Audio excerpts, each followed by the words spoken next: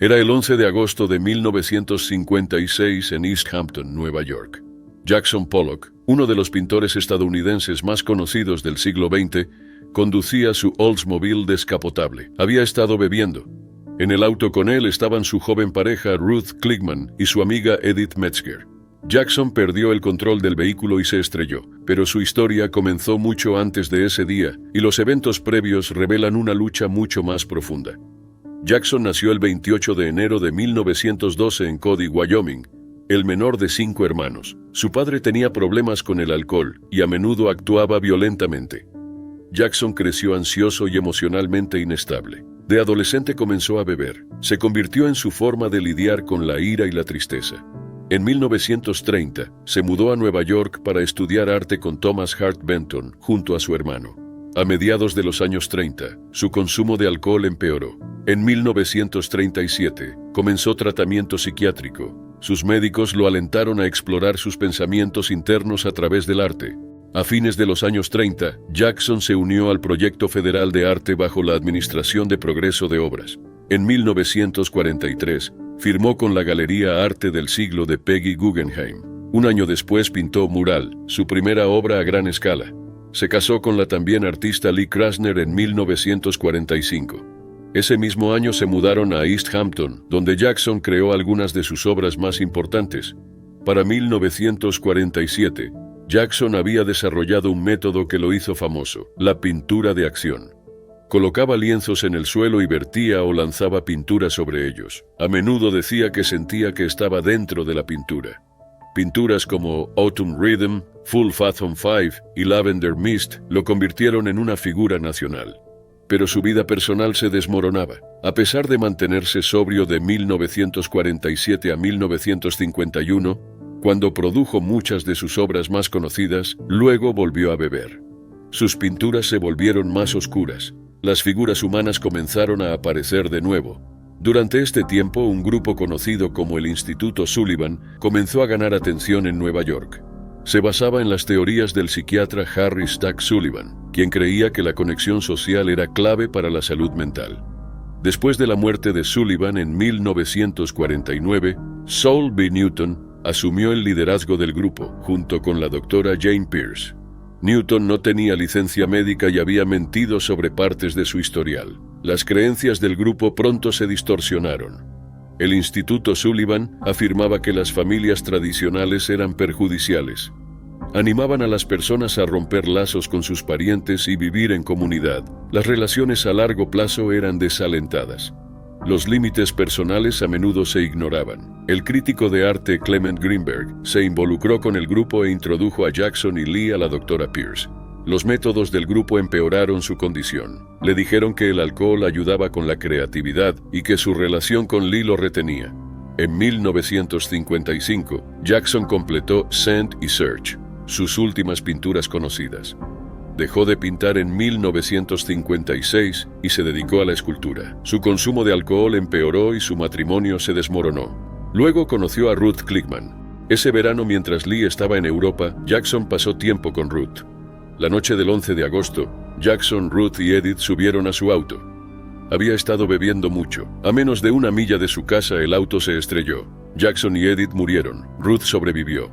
Lee regresó de Europa y se hizo cargo de manejar su legado. Luego se supo más sobre el Instituto Sullivan. Después de la muerte de Newton en 1991, antiguos miembros comenzaron a hablar. En 2023, el periodista Alexander Steele publicó un libro que revela el efecto duradero del grupo en la escena artística de Nueva York, incluida su conexión con Jackson. El daño que hicieron, el fomento de comportamientos dañinos y la ruptura de su sistema de apoyo jugaron un papel en su declive.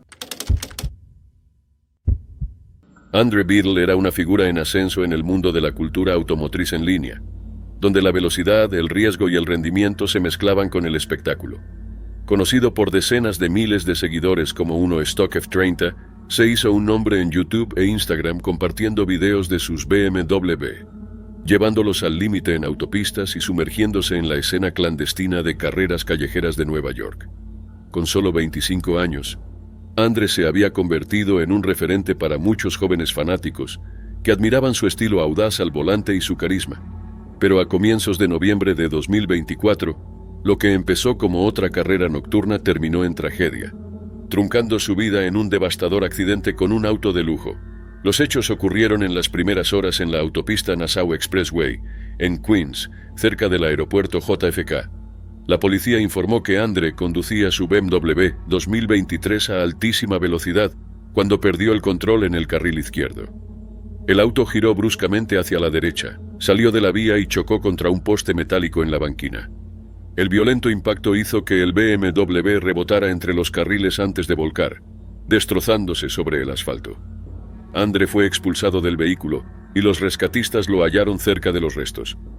Fue trasladado al Jamaica Hospital Medical Center, pero no lograron salvarlo. Testigos afirmaron que el choque ocurrió durante una carrera callejera, un entorno que Andre conocía bien y solía grabar para su canal. Un video compartido en redes mostró el momento en que su BMW aceleraba al inicio de la carrera, antes de desaparecer entre humo y chispas segundos después. Otras imágenes del lugar exhibían montones retorcidos de escombros esparcidos por la autopista, reflejando la brutalidad del impacto. El pasajero de Andre, de 21 años, sobrevivió con heridas, mientras que el conductor de una Acura impactado durante el incidente resultó ileso. Las autoridades confirmaron que el Escuadrón de Investigación de Colisiones del Departamento de Policía de Nueva York sigue analizando el caso, enfocándose en la velocidad y en la posibilidad de que las carreras fueran un factor determinante. Solo unas horas antes de morir, Andre había subido a YouTube un video de 20 minutos donde aparecía junto a sus amigos trabajando en el auto y preparándolo para la noche. En las imágenes, reía y bromeaba, sin saber que sería la última vez al volante.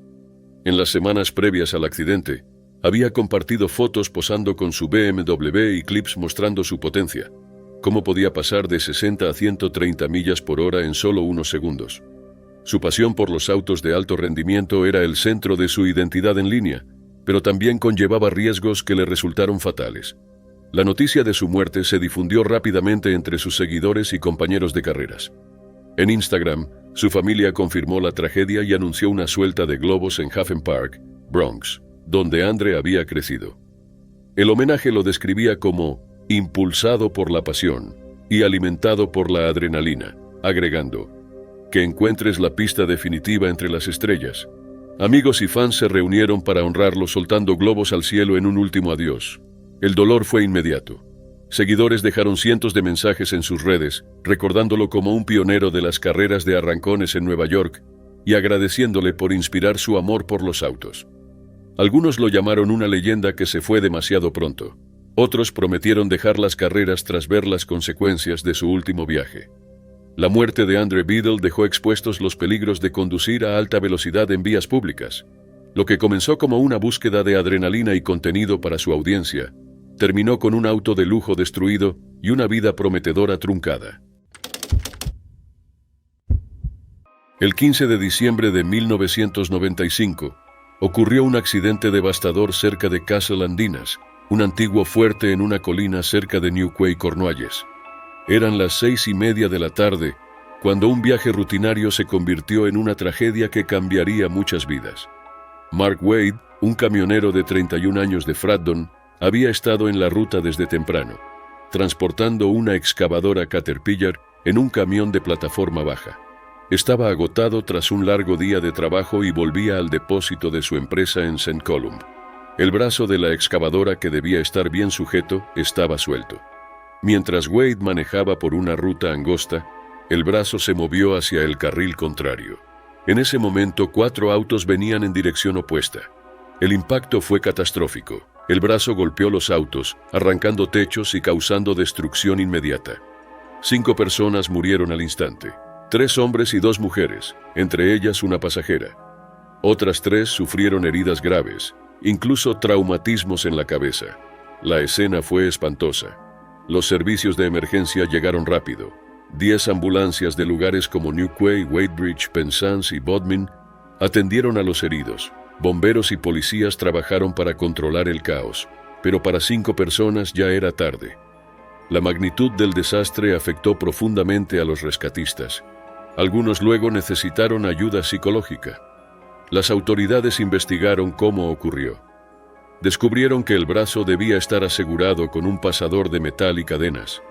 El camión tenía esos elementos, pero Wade no los usó. Creía que la carga era estable, sin saber que estaba manejándola mal. Luego se supo que Wade nunca recibió entrenamiento adecuado para transportar maquinaria pesada. Sus empleadores, Baseley Plant Hire y Chepstow Plant Hire, no le dieron la instrucción necesaria. Ambas empresas fueron consideradas responsables por negligencia. Las multaron con 500,000 libras por no cumplir los protocolos de seguridad. Wade no fue a prisión. Fue internado en un hospital psiquiátrico tras ser diagnosticado con trastorno por estrés postraumático grave y depresión. 2 informes confirmaron que no estaba bien mentalmente debido al accidente. El juez Graham Cottrell describió a Wade como un hombre trabajador que nunca quiso hacer daño. Más de 1,000 personas firmaron una petición para pedir clemencia, señalando que Wade ya sufría por lo ocurrido. El juez aceptó, diciendo que él cargaría con ese peso por el resto de su vida. Para las familias de las víctimas, la pérdida fue permanente. Pero no fueron los únicos en sufrir. Muchos rescatistas quedaron marcados emocionalmente por lo que vieron esa noche. Uno de ellos fue Richard Bobek, bombero del cuartel de St. Columb Major. Fue uno de los primeros en llegar y presenció la destrucción y la muerte de personas jóvenes. Eso lo afectó profundamente. Richard era un bombero muy dedicado y padre amoroso de 2 hijas, Selina y Anja. Pero el trauma lo superó. 8 meses después, incapaz de sobrellevar lo vivido, Richard falleció trágicamente. En esa época, no se hablaba tanto del estrés postraumático, y él no recibió el apoyo mental que necesitaba. Sus hijas contaron años después cómo su pérdida cambió sus vidas. Selina recordó con emoción su amabilidad y los años que no pudieron compartir. Con el tiempo se reconoció su labor. Su nombre fue incluido en el Monumento Nacional del Cuerpo de Bomberos en Londres y colocaron una placa en el cuartel de St. Columb. Bomberos retirados y en actividad fueron al homenaje y recordaron su humor y generosidad. El accidente de Castellandinas sigue siendo uno de los momentos más oscuros de Cornualles. Las consecuencias fueron mucho más allá de esa noche. Afectaron a familias, rescatistas y al propio Mark Wade. Es un recordatorio del daño que puede causar un solo error. El Dr. Omar Awan era un anestesiólogo respetado, esposo devoto y padre de 5 hijos. Un hombre cálido y divertido, considerado el pilar de su familia, cuya presencia constante aportaba estabilidad y alegría. En videos familiares se lo veía riendo, celebrando cumpleaños y viajando con su esposa e hijos. Los que lo conocieron recuerdan su sonrisa permanente y sus bromas ligeras, recuerdos que hoy contrastan dolorosamente con la forma súbita y devastadora en que su vida terminó el 24 de febrero de 2019. Ese mes, mientras conducía su Tesla Model S 2016 por South Flamingo Road, en el condado de Broward, Florida, Omar perdió el control del sedán de lujo. Los investigadores determinaron que circulaba a casi 80 millas por hora cuando el auto se desvió y chocó contra una palmera con fuerza devastadora. Pese a la violencia del impacto, sobrevivió al accidente. Según el forense, no sufrió lesiones internas fatales ni huesos rotos. Sin embargo, lo que ocurrió en los siguientes segundos selló su destino. La batería de alto voltaje del vehículo se incendió y en segundos el habitáculo se llenó de humo negro y llamas. Testigos corrieron a ayudar, pero las manijas retráctiles del Tesla permanecieron alineadas con la carrocería. Diseñadas para mejorar la aerodinámica y la estética, debían extenderse automáticamente tras una colisión. Aquella noche no lo hicieron. Los testigos intentaron desesperadamente entrar, pero sin una manija que agarrar y con el fuego avanzando, sus esfuerzos fueron inútiles. Un oficial de policía de Davie que presenció el choque, llegó casi de inmediato al auto en llamas. Según su informe, él y otros intentaron abrir las puertas sin éxito. Trataron de romper una ventana, pero el fuego creciente los obligó a retroceder. Cuando llegaron los bomberos, el incendio era demasiado intenso. A pesar de su entrenamiento, los rescatistas no lograron alcanzar a Omar, que seguía atrapado dentro. Más tarde se confirmó que murió por quemaduras e inhalación de humo tóxico, no por el impacto. La tragedia destrozó a su familia. Su esposa, la doctora Liliana Awan, contó que tardó 3 años en poder hablar de su muerte sin derrumbarse. Lo recordó como un hombre amable, solidario e irreemplazable. Sus hijos también sufrieron profundamente la pérdida. Su hijo Saf relató la incredulidad de rastrear el teléfono de su padre hasta el medio de South Flamingo Road, solo para descubrir que no era un error. Su ausencia dejó un vacío que el tiempo ni las explicaciones pudieron llenar. El caso pronto atrajo atención pública por las circunstancias del accidente. La familia Awan demandó a Tesla, alegando que el Model S era defectuoso. Argumentaron que el diseño de las manijas retráctiles y el riesgo de incendios en la batería creaban una trampa mortal. Su abogado calificó el hecho como una tragedia absurda, que habría sido evitable si las puertas hubieran funcionado correctamente. Tesla negó las acusaciones.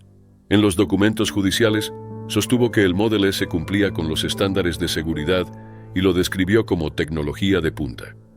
Señaló que Omar conducía a exceso de velocidad y con un nivel de alcohol en sangre superior al legal, afirmando que esas fueron las verdaderas causas del accidente. Tesla también destacó que los choques a alta velocidad pueden causar incendios en cualquier tipo de vehículo, no solo eléctricos. Pero para la familia Awan, esas explicaciones no aliviaron el dolor. Ellos mantienen que Omar seguía con vida tras el impacto y que podría haberse salvado si las puertas se hubieran abierto como debían. Su esposa advirtió que, aunque los autos futuristas ofrecen innovaciones, también esconden riesgos letales. Espera que al compartir su historia, ninguna otra familia deba atravesar la misma pérdida. Con apenas 48 años en lo que debía ser el mejor momento de su vida, la muerte de Omar se convirtió en un recordatorio claro de las devastadoras consecuencias que surgen cuando el lujo y la innovación se cruzan con la tragedia. Era el 30 de agosto de 1991 en Nashville, Tennessee. Dottie West, una reconocida cantante de música country, iba rumbo al Grand Ole Opry. Tenía 58 años y planeaba un gran regreso, tras años de éxito y problemas económicos. Ya estaba lista para el show cuando su Chrysler se detuvo en Harding Road. Con poco tiempo hizo señas a un auto. El conductor era George Thaxton, su vecino y amigo, de 81 años. Le ofreció llevarla. Ella aceptó. Se abrochó el cinturón y esperaba llegar a tiempo. Pero nunca llegó. Thaxton aceleró por la salida de Opryland en Briley Parkway, superando el límite. Iba a más de 55 en una zona de 25 millas. Perdió el control. El auto salió del camino, recorrió unos 180 pies sobre pasto, chocó una loma y voló. Cayó a unos 80 pies de punta en el costado de la rampa. Al principio, el daño no parecía grave. Dottie estaba consciente y hablaba. Pero en el centro médico de la Universidad Vanderbilt, los médicos hallaron heridas internas graves, un hígado desgarrado y un vaso roto. También temían que quedara paralizada. Pasó por una cirugía de emergencia de 90 minutos y sobrevivió, pero su estado era crítico. En los días siguientes recibió 30 unidades de sangre y más operaciones. El 4 de septiembre, mientras la preparaban para su tercera cirugía, su corazón se detuvo. No pudieron reanimarla. Dottie West murió a las 9:43 de la mañana. Tenía 58 años. Un mes antes había chocado su Camaro contra un muro y fue multada por conducción imprudente. Tampoco usó cinturón entonces. Ese accidente fue una alerta seria. Thaxton sobrevivió, fue acusado de poner vidas en riesgo, se declaró no culpable y recibió 11 meses de libertad condicional. También debía completar un programa de rehabilitación por alcohol. El funeral de Dottie fue el 7 de septiembre en Christchurch, Nashville. Muchos del mundo country fueron a despedirla. Steve Wariner cantó Amazing Grace y su gran amigo Kenny Rogers dio el discurso. Dijo que Dottie no solo cantaba canciones, cantaba emociones. Nacida Dorothy Marie Marsh en 1932, cerca de McMinnville, Tennessee, fue la mayor de 10 hermanos. Creció en la pobreza y empezó a trabajar temprano. Obtuvo una beca de música en Tennessee Tech, donde conoció a su primer esposo, Bill West, guitarrista de Steel.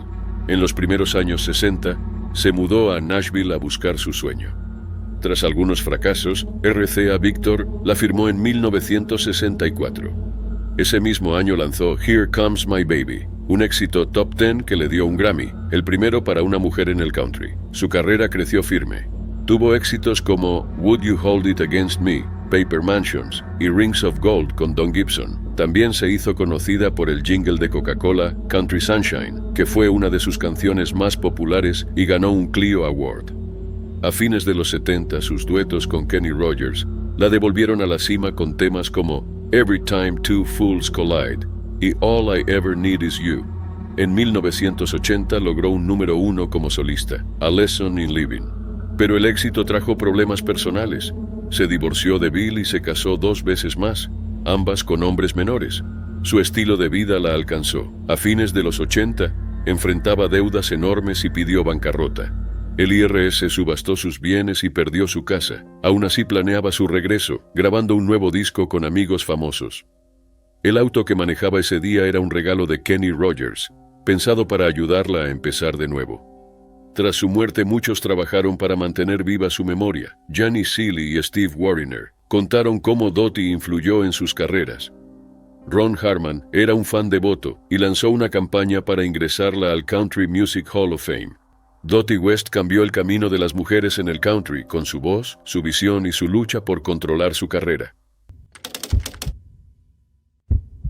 El 11 de junio de 2023, un terrible accidente sacudió Hunter Valley en Nueva Gales del Sur, Australia. Lo que empezó como una boda alegre, terminó en una tragedia inimaginable. La noche estaba llena de risas y baile en Wandin Valley Estate, Lovedale, donde celebraban la boda de Mitchell Gaffney y Madeleine Edsel. Al finalizar, 35 invitados subieron a un micro rumbo a su hotel en Singleton, a media hora. El vehículo, un Volvo B7R 2009 de Link Bus Lynch, debía llevarlos sanos y salvos. Cerca de las 11:30 de la noche, ocurrió el desastre. Al acercarse a una rotonda en la M15 en el cruce con Wine Country Drive cerca de Greta, el conductor Brett Button, de 58 años, perdió el control. Con niebla espesa, el micro volcó de costado. Fue devastador. 10 personas murieron y 25 resultaron heridas. Algunas fueron hospitalizadas y una fue trasladada en helicóptero a Sydney. Las víctimas eran muy queridas, entre ellas Kaya McBride, de 22, y su madre Nadine, de 52. También murieron Kane Simons, de 21, Zachary Bray, Angus Craig, Tori Coburn y Rebecca Mullen, de 29, Darcy Bullman, de 30, y Andrew y Lynan Scott, ambos en sus 30s. Varios pertenecían al club de fútbol Singleton Roosters. Su pérdida dejó a la comunidad en duelo. Se inició una investigación. Button fue arrestado en el lugar y llevado a la comisaría de Cessnock. Un test de drogas mostró que había consumido tramadol, un analgésico potente, en las últimas 24 horas. La dosis era alta y el fármaco provoca somnolencia y altera el juicio. La investigación reveló que Button sufría dolor crónico desde los años 90 y tomaba tramadol hacía décadas. En 2022, un médico diagnosticó su dependencia y fue despedido de un trabajo. Aún así, seguía manejando. Luego se confirmó que iba a alta velocidad al llegar a la rotonda, sin considerar la baja visibilidad. Su estado alterado y la imprudencia causaron el choque. La noticia del accidente conmocionó al país. Los sobrevivientes sufrieron lesiones físicas y trauma emocional. En el juicio, varios relataron sus vivencias. Una persona recordó haber quedado atrapada, sin poder respirar. Otra, haber perdido a una amiga cercana. Button fue acusado de 10 cargos por conducción peligrosa con resultado de muerte y 1 por negligencia. Más adelante, la fiscalía evaluó cargos mayores.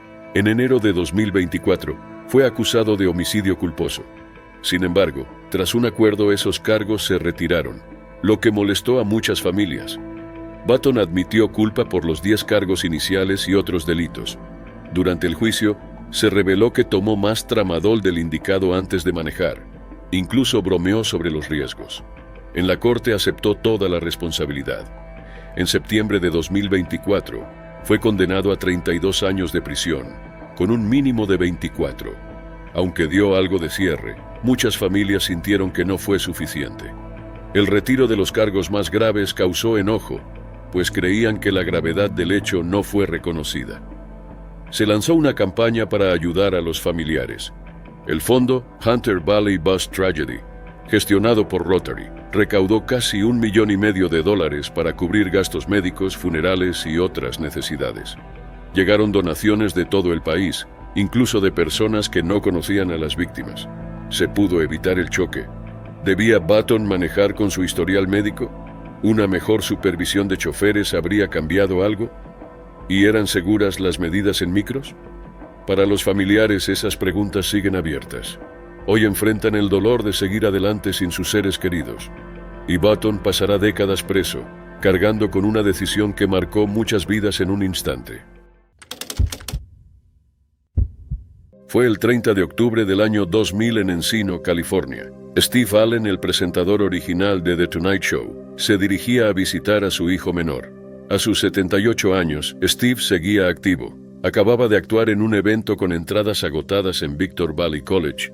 Promocionaba su libro número 53, Steve Allen's Private Joke File, y trabajaba en otro titulado Bulgarians at the Gate, que criticaba la creciente falta de decencia en los medios. A pesar de su historial de problemas de salud, incluyendo cáncer y enfermedades cardíacas, Steve se mantenía ocupado. Esa tarde, mientras conducía por un tranquilo vecindario en el Valle de San Fernando, cerca de la casa de su hijo Bill, un vehículo utilitario deportivo salió lentamente de una entrada y golpeó el costado del Lexus de Steve. Ambos conductores parecían estar bien, intercambiaron información y siguieron su camino. Steve no parecía alterado y ni siquiera mencionó el incidente a su hijo al llegar. Durante la cena, le dijo a su familia que se sentía un poco cansado y luego fue a recostarse. Alrededor de las 7:45 de la tarde, Steve se volvió inconsciente. Se llamó a los servicios de emergencia y fue llevado al Centro Médico Regional Encino Tarzana, donde los médicos intentaron reanimarlo. Fue declarado muerto a las 9 de la noche. Su médico listó la insuficiencia cardíaca como la causa oficial de muerte, pero un detalle cambió todo el caso. Debido a que el pequeño accidente automovilístico había sido mencionado en su certificado de defunción, la ley de California requería una investigación completa por parte de la Oficina del Forense del Condado de Los Ángeles. Siempre que una muerte pueda estar relacionada con un incidente de tráfico, incluso uno menor, se debe realizar una autopsia. El 9 de noviembre se realizó una autopsia. Se tomaron muestras de tejido y después de 6 semanas llegaron los resultados. Sufrió un hemopericardio, una hemorragia en el saco alrededor de su corazón. Un vaso sanguíneo se había roto debido a un moretón en su pecho, probablemente causado por el accidente. Su cuerpo, ya debilitado por la enfermedad cardíaca, no pudo recuperarse. La causa de muerte se cambió a accidental. Su fallecimiento fue causado por lesiones internas del pequeño choque. El forense confirmó que la lesión del accidente condujo a su muerte. Él no había dicho nada sobre el choque. Su esposa Jane Meadows y su hijo Bill estaban devastados. Bill dijo más tarde, dijo que estaba cansado después de la cena, fue a relajarse y nunca despertó. Las pruebas toxicológicas no encontraron drogas ni alcohol en su sistema. El otro conductor nunca fue identificado públicamente y no se le atribuyó culpa. El Departamento de Policía de Los Ángeles investigó el incidente, pero no divulgó más detalles. Steve Allen ayudó a moldear el entretenimiento estadounidense. Lanzó The Tonight Show en 1954 y continuó escribiendo, actuando y hablando sobre temas sociales. Estuvo casado con Jane durante 48 años y tuvo 4 hijos. Después de su fallecimiento, Jane dijo que Steve incluso mantuvo su humor durante el choque, bromeando, lo que algunas personas harán para obtener mi autógrafo. Steve fue enterrado en el Forest Lawn Memorial Park en Hollywood Hills. Jane fue enterrada junto a él en 2015. Su repentino fallecimiento muestra cómo algo que parece pequeño puede llevar a algo que nadie espera. En el caso de Steve, un accidente menor fue mucho más grave de lo que cualquiera se dio cuenta. El boxeador canadiense Cody Nixon vivió una vida marcada por la energía, la aventura y el carisma. Conocido en Toronto por su talento en el ring y su contagioso sentido del humor fuera de él, tenía fama de ser intrépido y optimista. Sus amigos lo describían como alegre, atento y siempre con ganas de descubrir el mundo, cualidades que lo hacían muy admirado y querido. En redes, Cody documentaba sus viajes en la cuenta Travel with Cody, donde fotos de paracaidismo, buceo y playas lejanas reflejaban la curiosidad inquieta que lo llevaba de un país a otro. A comienzos de marzo de 2016, llegó a Dubái, otra parada en su recorrido, donde decidió alquilar un Ferrari amarillo brillante para celebrarlo. Lo que empezó como una publicación divertida sobre un auto de lujo, se transformaría pronto en una de las tragedias más devastadoras para su grupo de amigos, su comunidad y su familia. En las primeras horas cerca de Jumeirah Lakes Towers, el Ferrari era conducido a una velocidad peligrosamente alta en una zona limitada a 60 km por hora. Aunque tenía solo 2 asientos, Cody había subido a 4 personas. Él, su amigo canadiense James Portuondo y 2 jóvenes mujeres. Unas horas antes había compartido una foto con el auto, diciendo a sus seguidores que acababa de llegar a Dubái y que acababa de recoger el Ferrari, asegurando que no se preocuparan, porque no correría. El comentario, pensado como una broma, pronto tomó un tono trágicamente irónico. Cerca de las 12:40 de la madrugada, el auto perdió el control, subió al cordón y se estrelló violentamente contra un poste de luz. El impacto fue catastrófico. La fuerza del choque partió el Ferrari en dos, esparciendo los restos por la calle y dejando a los pasajeros sin posibilidad de sobrevivir. Las consecuencias fueron inmediatas e irreversibles. La policía de Dubái confirmó que el vehículo circulaba a velocidad excesiva y los investigadores lo describieron como moviéndose a velocidad masiva antes de desintegrarse. 3 víctimas murieron al instante, mientras la cuarta falleció poco después en el hospital. Entre los muertos estaban Cody y James, ambos jóvenes canadienses, cuyas muertes fueron confirmadas por Global Affairs Canada. Las autoridades expresaron condolencias y prometieron asistencia consular a las familias. Testigos del accidente describieron una escena espantosa, que dejaba claro que no había habido posibilidad alguna de sobrevivir. La muerte de Cody conmocionó a su comunidad en casa.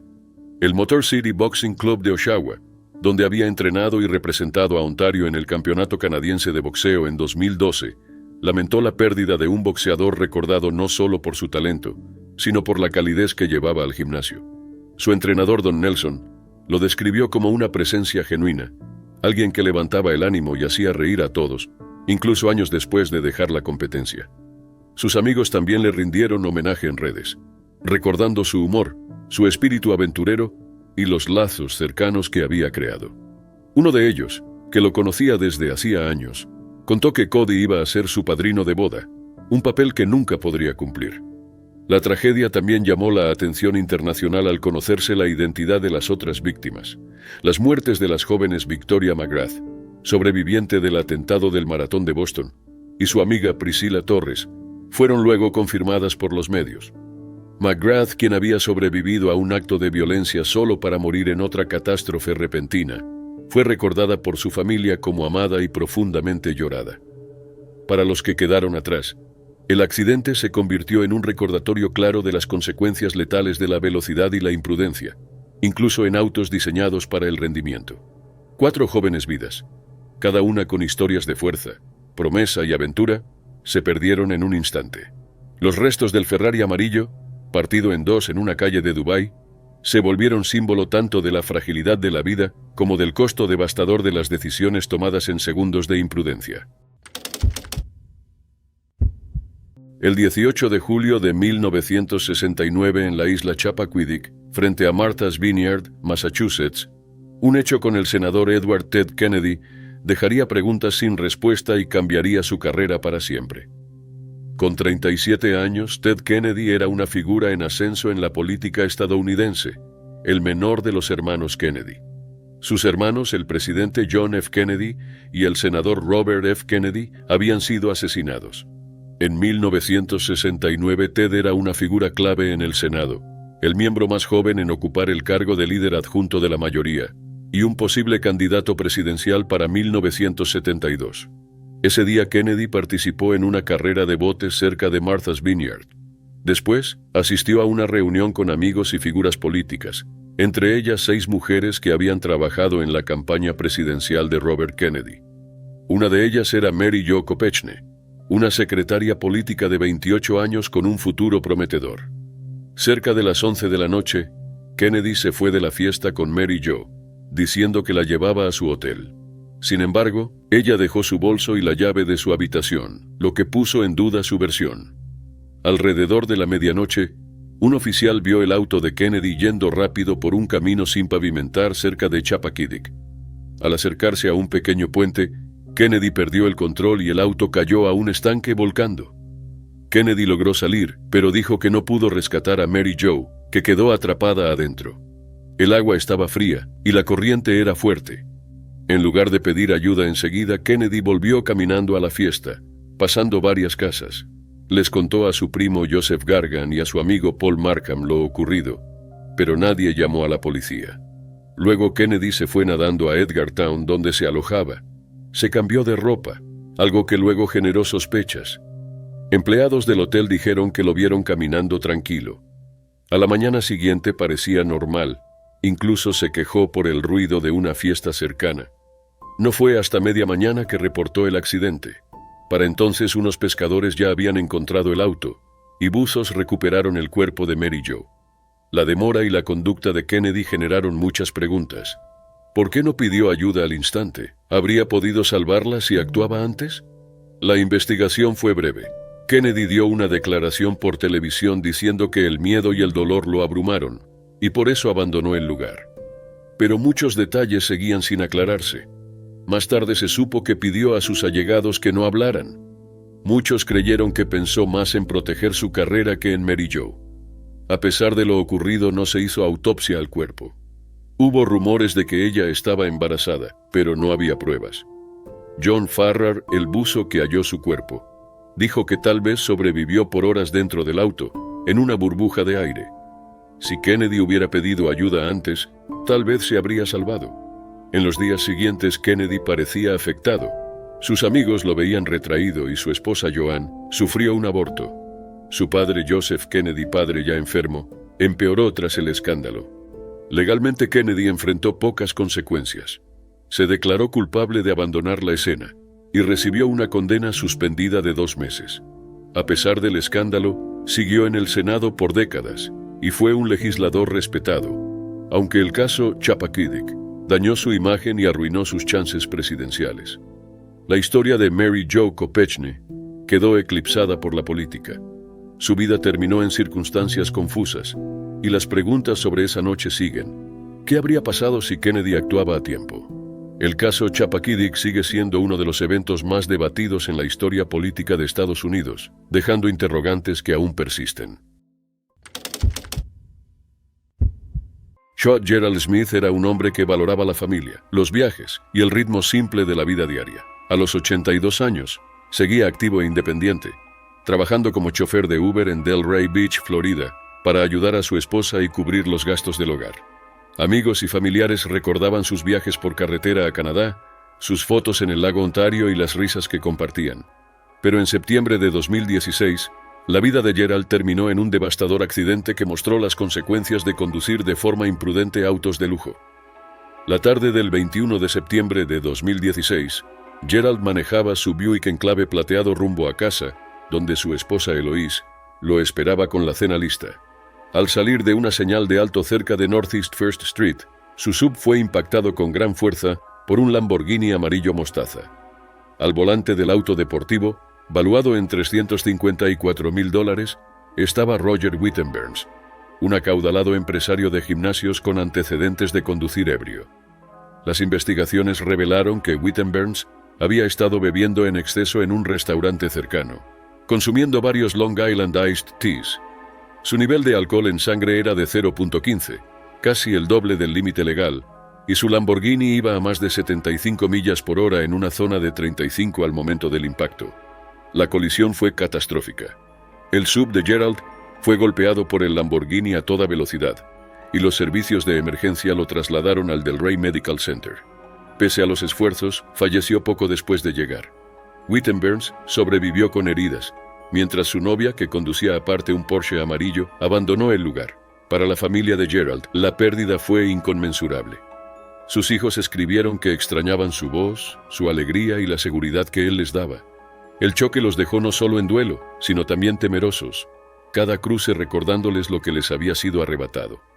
El hecho de que Gerald trabajara como chofer en sus 80s, solo para pagar las cuentas, intensificó el dolor, especialmente cuando algunos criticaron su edad, en vez de las acciones del hombre que lo mató. En el tribunal, Wittenberns se declaró culpable de los cargos por conducir ebrio. Admitió su responsabilidad, diciendo que nunca debió haber manejado tras beber. Sin embargo, la sentencia generó polémica. Aunque enfrentaba prisión, se le permitió cumplir 2 años de arresto domiciliario en su mansión de Delray Beach, valuada en $2 millones, alegando problemas de salud, junto con 10 años de libertad condicional. También fue obligado a pagar $20,000 a la familia de Gerald. Las repercusiones legales no terminaron allí.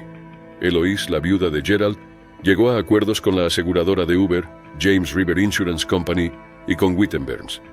James River pagó el límite de su póliza de $1 millón más 250,000 adicionales. Sin embargo, más tarde la aseguradora demandó a Eloise, alegando que había violado el acuerdo al aceptar también el pago de Whittenburns. Sus abogados argumentaron que la compañía conocía el arreglo y no tenía base para demandarla, calificando el litigio de frívolo y cruel por reabrir viejas heridas. El prolongado proceso judicial reflejó no solo la devastación del choque, sino el dolor que persistió tras la muerte de Gerald. Para Eloise y su familia, ningún acuerdo ni fallo podía reemplazar al hombre que nunca regresó a casa esa noche. La muerte de Gerald Smith no fue producto de la edad ni del azar, sino de las acciones temerarias de un hombre que eligió beber, acelerar y conducir un auto de lujo sin importar las vidas a su alrededor. Era una noche tranquila de noviembre de 2024 cuando ocurrió un choque terrible en la autopista RM12 en La Manga, España.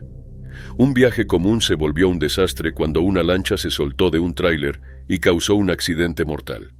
2 británicos murieron y otro quedó gravemente herido. Todo empezó cuando una lancha de 10 metros, conocida como narcolancha por su uso en el contrabando, se soltó del vehículo que la remolcaba.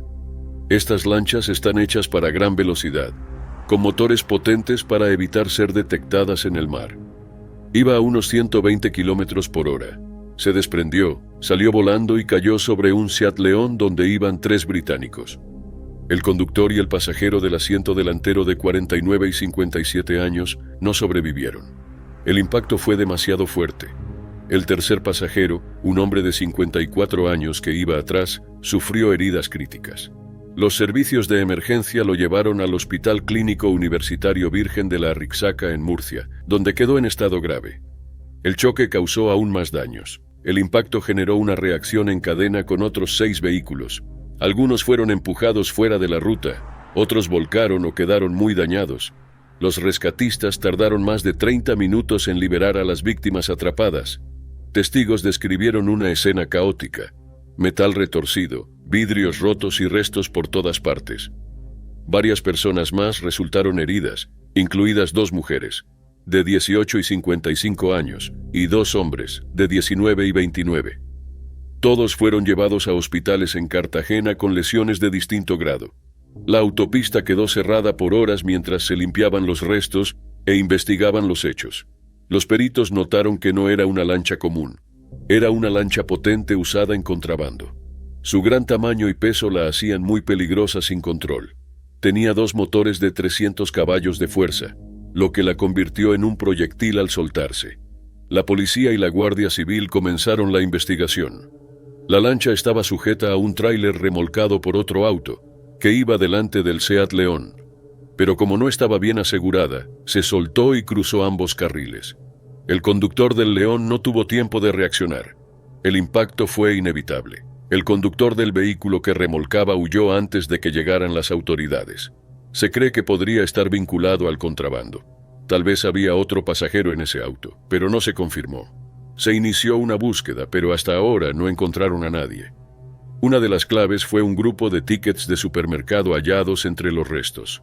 Ahora revisan cámaras de seguridad de comercios cercanos para identificar al sospechoso. Las víctimas fueron identificadas como PD de 49 años, JW de 57 e IP de 54, todos ciudadanos británicos. Su auto tenía palos de golf, lo que sugiere que iban al resort La Manga Golf y Tenis, un lugar muy conocido. El Ministerio de Asuntos Exteriores británico confirmó que ayudaban a las familias y colaboraban con las autoridades locales. Las fotos del lugar mostraban la lancha aún sobre la autopista, rodeada de autos destruidos. El daño era enorme, mostrando cuán destructivo puede ser un objeto suelto de ese tamaño. Las autoridades investigan si hay vínculos criminales. La lancha tipo Zodiac inflable no tenía matrícula visible, lo que hace sospechosa su procedencia. Se trabaja junto a la Embajada Británica para avanzar en la investigación y entender cómo pasó algo tan peligroso. Además de las muertes, el choque causó gran caos. La RM12, una vía clave entre La Manga y Cartagena, estuvo cerrada por horas, generando demoras. ¿Cómo una lancha tan grande quedó mal sujeta? ¿Fue un accidente o algo intencional? ¿Qué otros riesgos hubo esa noche? El conductor que remolcaba sigue prófugo, dejando un gran vacío en la investigación. Las autoridades siguen buscando respuestas, pero por ahora, las familias solo pueden llorar una pérdida trágica. Un momento de descuido convirtió un simple viaje en una catástrofe. La búsqueda de la verdad sigue, pero para los afectados, las secuelas de esa noche no se irán jamás. Era el 25 de diciembre de 1989 en Port Crane, Nueva York. Billy Martin, ex-manager de los Yankees, pasaba Navidad en su granja de 144 acres con su cuarta esposa, Jill. A los 61 años, Billy seguía vinculado al béisbol como asesor del dueño del equipo George Steinbrenner. Ese día lo visitó su amigo de toda la vida, William Reedy, dueño de un bar cerca del estadio de los Tigers en Detroit. Reedy conocía a Billy desde que dirigía ese equipo y nunca perdieron el contacto. Esa tarde salieron de la casa, supuestamente para hacer un mandado, pero fueron al bar Bullshed en Binghamton. Reedy fue visto con las llaves del vehículo, una camioneta Ford alquilada. Cerca de las 5:45 de la tarde, Billy y Reedy salieron del bar rumbo a la granja. Las calles estaban heladas y el camino a la casa quedaba al pie de una pendiente sin barandas. A unos 25 metros de la entrada, el vehículo patinó. Salió del camino, chocó contra una alcantarilla de cemento y rodó unos 90 metros cuesta abajo hasta estrellarse contra unas columnas de piedra. Billy, que no tenía cinturón de seguridad, fue arrojado contra el parabrisas. Sufrió fractura de cuello y otras lesiones graves. Reedy sobrevivió con la cadera rota y posiblemente costillas dañadas. Los rescatistas llegaron poco después. Llevaron a Billy al hospital Wilson Memorial, donde intentaron reanimarlo. A las 6:56 fue declarado muerto. Al principio, Reedy dijo a la policía que él manejaba. Luego cambió su versión y afirmó que era Billy quien conducía. Pero los investigadores vieron que Reedy tenía las llaves, y la posición de los cuerpos dentro del vehículo indicaba que él estaba al volante. Un test de alcohol confirmó que había bebido y fue acusado. Aunque después confesó, lo hizo mucho más tarde. No se realizó autopsia a Billy. Su esposa y Steinbrenner pidieron evitarla. El funeral se celebró en la Catedral de San Patricio en Nueva York, con el cardenal John O'Connor. Fue enterrado en el cementerio Gate of Heaven en Valhalla, cerca de la tumba de Babe Ruth. En su lápida se lee: puede que no haya sido el mejor Yankee, pero sí el más orgulloso. La carrera de Billy siempre fue intensa. Como jugador era hábil y agresivo. Como manager, brillante pero complicado. Dirigió a los Yankees 5 veces entre 1975 y 1988. También condujo a Twins, Tigers, Rangers y A's al éxito. Su estilo veloz, conocido como Billy Ball, generaba emoción y tensión por igual. Pero su carácter y problemas personales lo metían en líos. Era famoso por discutir, como en la pelea casi televisada con Reggie Jackson en 1977, o el incidente físico con un lanzador en 1985.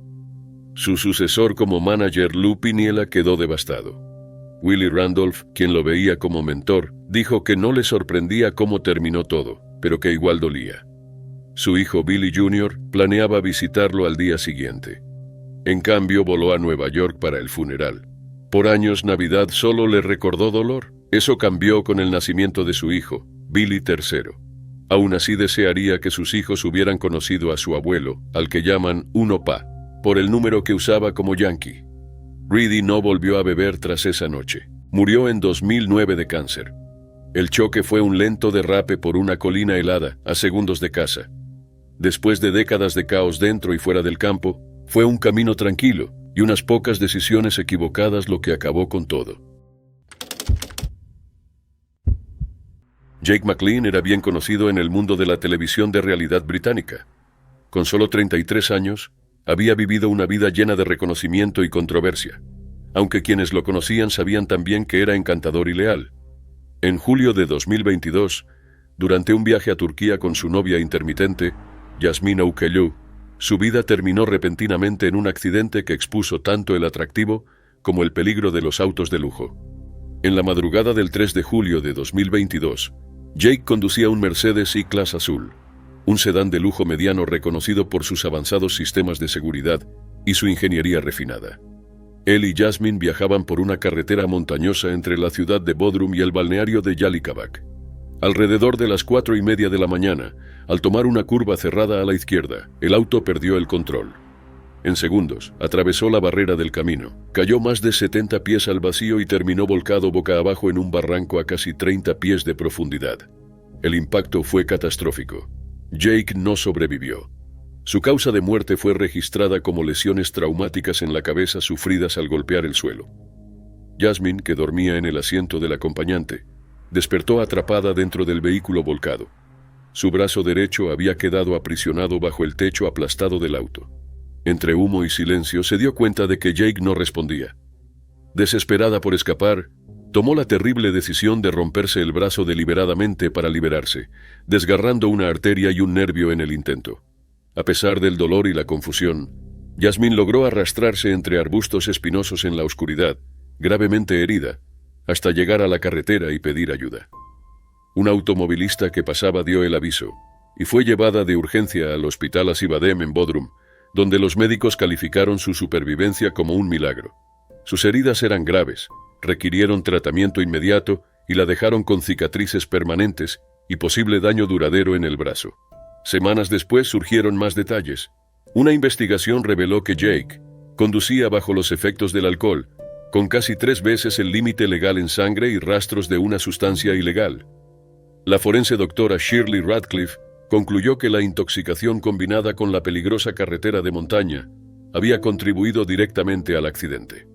Para su familia, las revelaciones fueron devastadoras, especialmente para su madre, Anita Walsh, quien no lograba aceptar las circunstancias de los últimos momentos de su hijo. Expresó a los investigadores turcos su temor de que algo más lo hubiera distraído, aunque los informes oficiales señalaron firmemente al alcohol y las sustancias como factores determinantes. Mientras tanto, la supervivencia de Jasmine atrajo atención pública. En entrevistas describió la sensación de que el auto daba vueltas como dentro de una lavadora, y contó cómo intentó presionar la bocina con el pie, sin éxito. El trauma le dejó pesadillas, recuerdos intrusivos y la necesidad de terapia continua. Los médicos la llamaron un ángel y le recordaron que casi nadie había sobrevivido a un choque en ese lugar, aunque Jasmine admitió que le costaba entender por qué ella vivía y Jake no. Las consecuencias fueron más allá del dolor, hacia el escrutinio público. Circularon reportes sobre tensiones entre Jasmine y la familia de Jake, temiendo incluso que la excluyeran del funeral. Amigos de la pareja recordaron su relación turbulenta, señalando que habían estado juntos y separados varias veces, y que recién se habían reconciliado antes del accidente. Su exnovia Lauren Goodyear, quien salió con Jake durante 4 años, asistió al funeral y lamentó la pérdida de un hombre con quien alguna vez imaginó formar una familia. La muerte de Jake McLean marcó otra vida truncada por un accidente en un auto de lujo. Para Jasmine, sobrevivir trajo cicatrices físicas y heridas emocionales que la acompañarían mucho después de dejar Turquía. Para su familia y amigos, la tragedia fue un recordatorio de que ningún estatus ni tecnología pueden proteger frente a los peligros de la conducción imprudente. A los 33 años, su historia terminó en una carretera junto a un acantilado, su último viaje lleno de destrucción repentina. Era el 16 de julio de 1981. Una tarde cálida en Nueva York, Harry Chapin, un cantautor de 38 años, manejaba por la Long Island Expressway. Esa noche debía dar un show gratuito en el Lakeside Theater de Eisenhower Park. Era un evento benéfico, algo que él priorizaba. De hecho, la mitad de los 220 conciertos que dio el año anterior fueron sin cobrar, apoyando causas que le importaban. Creía en ayudar, aunque perdiera dinero. Iba en un Volkswagen Rabbit azul, modelo 75. A las 12:27, otros conductores notaron que algo iba mal. Su auto iba a unos 15 kilómetros por hora en el carril izquierdo, con luces de emergencia encendidas. De pronto el auto se desvió al centro, volvió y otra vez fue al centro. Terminó justo delante de un camión con plancha que venía a velocidad normal. El camión de Rickles Home Center, Nueva Jersey, lo manejaba Robert Eggleton, de 57 años. No tuvo tiempo de frenar, chocó la parte trasera del auto de Chapin. El golpe aplastó el vehículo y saltaron chispas. El tanque estalló y el fuego se propagó. Eggleton y un testigo corrieron a ayudar. Cortaron el cinturón de Chapin y lo sacaron por la ventanilla. Ambos se quemaron.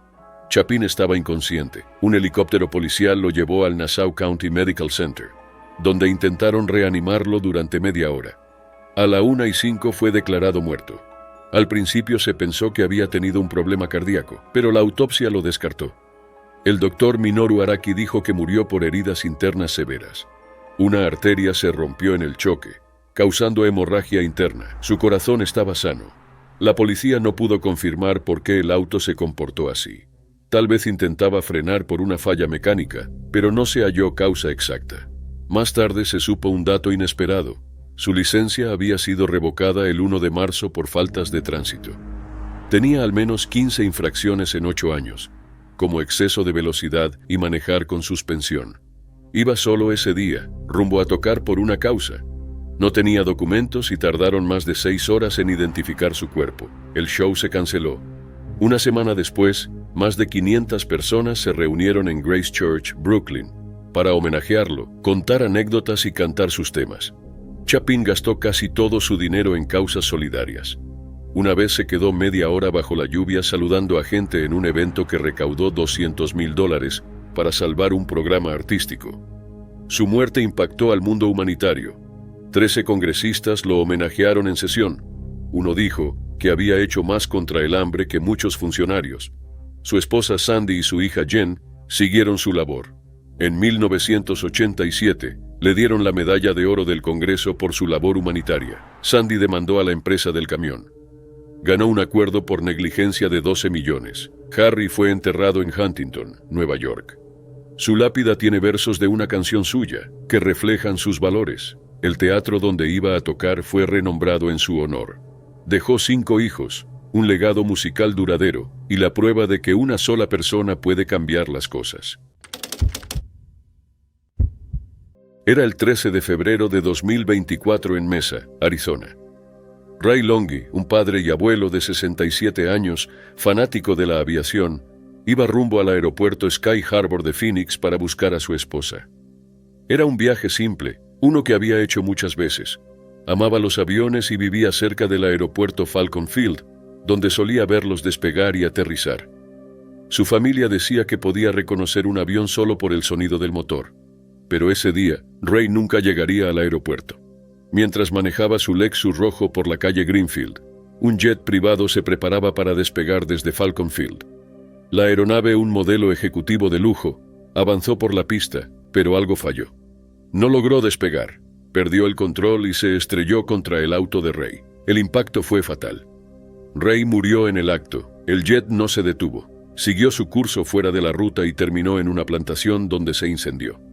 Dentro del avión iban 4 pasajeros. Drew Kimball, de 44 años, su hijo Graham, de 12, Spencer Lindahl, de 43, y Rustin Randall, de 48. Ninguno sobrevivió. Un adolescente logró escapar, pero sufrió quemaduras graves y fue trasladado al hospital. Testigos dijeron que el avión nunca despegó. Lo que debía ser un despegue rutinario se volvió una tragedia en segundos. Ray estaba a pocas cuadras de su casa, lo que hizo todo aún más difícil de procesar. ¿Cómo algo así pudo pasar tan cerca de donde solía ver aviones durante años? La pasión de Ray por la aviación iba más allá. Trabajó en el rubro incluso en ventas, y vivió en Taiwán por 8 años. Sabía todo sobre aviones y disfrutaba compartirlo. Su hija Lorraine recordó cómo él la llevaba afuera de chica a verlos despegar. Paraban juntos en el jardín, a minutos de Falcon Field, y él le explicaba cómo funcionaban. Ni todo su conocimiento lo pudo preparar para ese día. Lorraine no lo podía creer. Pensé que era un choque de autos, dijo. Cuando supe que fue un avión no lo entendía. Mi papá vivió años al lado de ese aeropuerto. ¿Cómo pudo pasar? Para la familia, la pérdida parecía irreal. Ray había amado la aviación toda su vida, pero fue un avión lo que lo alejó para siempre. Pero Ray no era solo un fan de los aviones. Era esposo, padre y abuelo. Disfrutaba estar con su esposa, Ada, sus hijos y su nieto de 1 año, Charles. Lorraine lo describió como más grande que la vida, generoso, aventurero y protector. Minutos antes del accidente, Ray le envió a Lorraine un mensaje corto. ¿Todo bien? Lo hacía seguido como forma de cuidar. Al recordarlo, Lorraine lo sintió más profundo. Fue una muestra de amor. Ese mensaje quedó como uno de los últimos recuerdos que le dejó. Lorraine luchaba por aceptar lo que pasó. Es tan injusto, dijo. Pero sé que él no querría que quedemos atrapados en la tristeza, querría que sigamos. Mientras la familia buscaba respuestas, la Junta Nacional de Seguridad en el Transporte inició una investigación, pero la espera fue dura. Mi familia y yo necesitamos saber qué pasó, dijo Lorraine. Esto no debió pasar. Ray siempre quiso ayudar a otros. Apoyaba el hogar infantil Sunshine Acres en Mesa, donde donaba en las fiestas. Su familia pidió a quienes quisieran homenajearlo que colaboren con ese lugar. Para quienes conocieron a Ray, su muerte fue desgarradora. No era solo un amante de los aviones, era un hombre de familia que daba alegría a su entorno. Su ausencia dejó un vacío enorme. Mientras sigue la investigación, quedan muchas dudas. ¿Se pudo evitar el accidente? ¿Fue una falla mecánica? ¿Un error humano o algo más? Para su familia esas preguntas son más que técnicas.